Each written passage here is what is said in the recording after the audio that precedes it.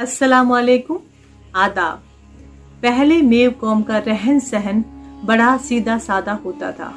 उनकी जिंदगी में बड़ी सादगी थी। इस कौम के पुरखों की जिंदगी का हर पहलू जानने के काबिल है। ये कौम बड़े और छोटे के बंधन में बंधी हुई थी। उनकी हालाती जिंदगी से नई नस्ल यानी नई पीढ़ी को वाकिफ कराने के लिए आज मैं ये वीडियो बना रही हूँ। पहले और अब के रहन सहन में बहुत तब्दीली आ गई है। टाप टपरिया छप्पर पौड़ी बंगला साल थड़ीक होगी। टाप टपरिया छप्पर पौड़ी बंगला साल थड़ीक होगी। नांद बिलोनी चपटी कूंडा गढ़वा और गढ़ीक होगी। नांद बिलोनी चपटी कूंडा गढ़वा और गढ़ीक होगी। लोढ़ा लोढ़ी कीला मानी चाखी गरन थिपाई। लोढ़ा लोढ़ी कीला मानी चाखी गरन थिपाई। सब कुछ खत्म हो गो बखत ने कैसी पलटी खाई। बाद में ज्यादा मकान कच्चे थे। उन कच्चे मकानों के ऊपर छान बंधी हुई होती थी। गांव में ज्यादातर मकामात के नाम हुआ करते थे, जैसे कोठा, मैड़ी, साल, नौहरा, गैत, बंगला, बैठक आदि। कोठा, मैड़ी बच्चों और औरतों के रिहाइश के लिए बनाए जाते थे। बंगला, बैठक मर्दाना रिहाइश के लिए होती थी। नौहरा जानवरों को बांधने के लिए होता था और नौहरा में जानवरों को सर्दी और धूप से बचाने के लिए कच्चे मकान या छप्पर बनाए जाते थे। जानवरों को नहलाने के लिए और पानी पिलाने के लिए जोहड़ में ले जाया जाता था। गैत में लकड़ियां, उपले और चारे के बोंगे होते थे। ये बोंगे कच्चे मिट्टी के बने होते थे और इनके ऊपर फूस का छप्पर डाल दिया जाता था। ये लोग कच्चे मकानों में रहते थे और मिट्टी के बर्तन इस्तेमाल किया करते थे। घर के आगे चौतरा हुआ करता था। इस चौतरा के एक तरफ उसारी यानी रसोई बनी होती थी, जिसमें चूल्हा, ईंधन और खाने बनाने के बर्तन होते थे। इसी उसारी में खाना तैयार होता था। उसारी के पास पानी के मटके रखने के लिए पलहंडी बनी होती थी।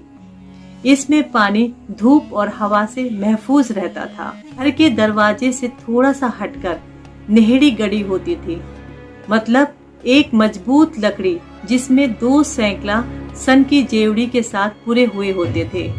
जब दूध बिलोना होता था तो बिलोनी को नेहड़ी के पास रखकर रई में सैकड़ा पूरे कर दूध बिलोया जाता था। घी रखने के लिए और दूध जमाने के लिए चपटी का इस्तेमाल होता था। सब्जी बनाने के लिए, महरी बनाने के लिए, खीर बनाने के लिए और दूध उबालने के लिए हांडी का इस्तेमाल किया जाता था। ढमला, सानक, ढूमरी, चमली, कुल्हड़, कूड़ा खाने पीने के बर्तन हुआ करते थे।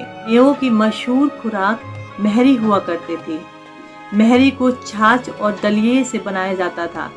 घर के चौतरा पर अनाज रखने के लिए कोठी या कुटला बनाया जाता था। बंगला, बैठक मर्दों के रिहाइश के लिए बने होते थे। इन्हीं बंगला बैठकों पर बैठने की वजह से इस कौम में मोहब्बत और एकता बनी हुई थी। बड़े छोटे का अदब और एहतराम रहता था। छोटे बड़ों के सामने मूढ़ी या कुर्सी पर नहीं बैठते थे और ना ही चारपाई पर बड़ों के सिरहाने बैठा करते थे। अजनबी मुसाफिर आकर बंगला बैठक पर ठहर सकता था। जान पहचान वाले रिश्तेदार बंगला बैठक पर आते थे और यहीं पर ठहरते थे। नौजवान लड़कों की सगाई और दिखाई की रस्म इन्हीं बंगला बैठकों पर होती थी। लड़की के ब्याह को इन्हीं बंगला बैठक पर भाइयों के साथ बैठकर लिखा जाता था। बारात को बंगला बैठकों पर ही बिठाया जाता था। बंगला बैठक पर बड़े बड़े पिलंग होते थे, जिनको मेवाती भाषा में डहला कहते हैं। बंगले के एक कोने में घड़ोंची होती थी, जिस पर पीने के पानी का मटका रखा हुआ होता था। पानी पीने के लिए मटके के ऊपर कूड़ा रखा होता था। बंगले के आले में हर वक्त गुड़ और तंबाकू रहता था। बंगले के कोने में हर वक्त आग सुलगती रहती थी और हर वक्त वहाँ उपले मौजूद रहते थे। बंगले पर अगर कोई आदमी ना हो तो भी अजनबी मुसाफिर आकर हुक्का ताजा कर चिलम भरकर हुक्का पी लेता था। पहले औरतें हाथ की चक्की से आटा पीसती थी और चखला से दाल और दलिया दलती थी। गेहूं, धान, धाने और घाट को छड़ने के लिए ओखली और मूसल का इस्तेमाल किया करती थी। औरतें सिर पर जेहट रखकर कुएं से पानी लाती थी। कुएं से पानी निकालने के लिए नेझू और बाल्टी का इस्तेमाल करती थी। अगर गलती से नेझू बाल्टी कुएं में गिर जाती थी तो उन्हें निकालने के लिए बिलाई का इस्तेमाल हुआ करता था।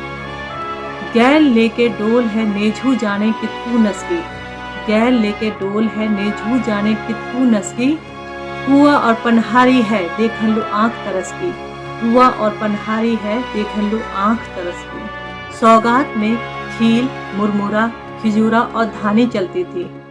जब कोई लड़की अपने ससुराल जाती थी तो रास्ते में जो जो औरत उससे मिलती थी वो सब औरतें उसे गांव के अड्डे तक विदा करने जाती थी। ससुराल जाते वक्त लड़की को सौगात के रूप में खिजूरा और पूड़ा बांधे जाते थे। खिजूरा पूरे गांव में बांटे जाते थे और पूड़ा घर की बड़ी बूढ़ी औरतों के लिए दिए जाते थे। पहले सावन आते ही पेड़ों पर नेझू पटली के झूले डाल दिए जाते थे। पूरे सावन औरतें और बच्चे इन झूलों पर झूलते थे। सावन आते ही पेड़ों पर पड़ जाते थे झूले, सावन आते ही पेड़ों पर पड़ जाते थे झूले। मनमोहक गीतों को सुनकर कीकर फूले, मनमोहक गीतों को सुनकर कीकर फूले। गीत के गैल पींग बढ़े, गीत के गैल पींग बढ़े जो आसमान को छूले। हम नेझू पटली है जाने कहाँ रख के भूले, हम नेझू पटली है जाने कहाँ रख कर भूले।